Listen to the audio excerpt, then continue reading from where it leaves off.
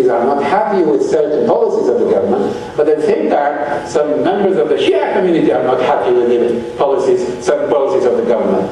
Members of the Kurds community are not happy. Members of the non-Muslim communities are not happy. As here in South Africa and other parts of the world, there is rarely a government which gets 100% approval from the various communities and political groups and so on inside the country.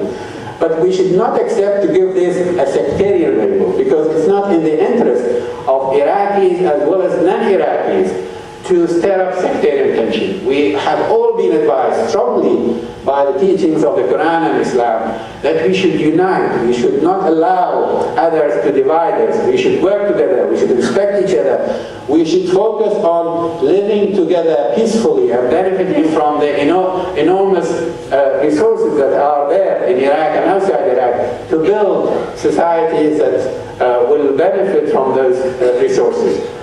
Let me give you some specific figures to show you that this is not the case. As I said, the Sunni Arab population in Iraq represents around 20%, 19 to 20% of the population. The Kurds represent around 15%. The Christian and other minorities are around 5%. So that's a total of 40% or so. And the Shia represent around 60%. For the Sunni Arab population, which represent 20% of the population, they have at least 30 to 40% of the top government positions in Iraq. Starting from the Speaker of the Parliament, one Vice President, one Deputy Prime Minister, 8 ministers out of 26, which represent 30%.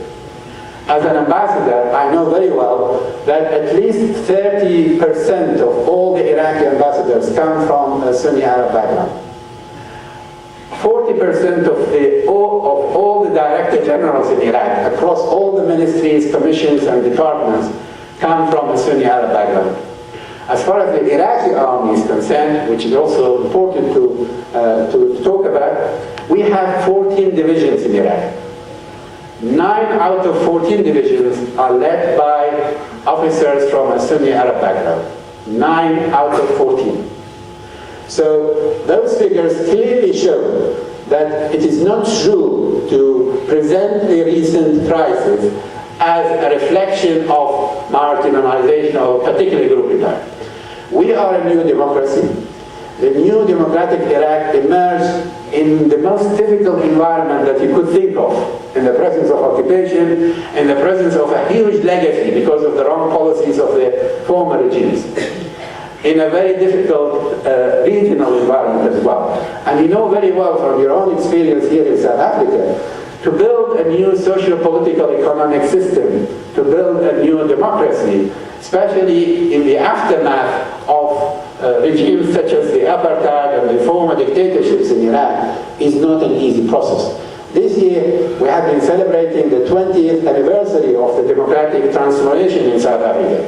And as you know very well, we are happy to refer to the good achievements that have been achieved in the past 20 years, but there are still so many challenges that the South African society is facing. And the new government that has been established recently need to continue the good work that has been done in order to address those challenges, especially socio-economic transformation. You continue to have high levels of unemployment, poverty.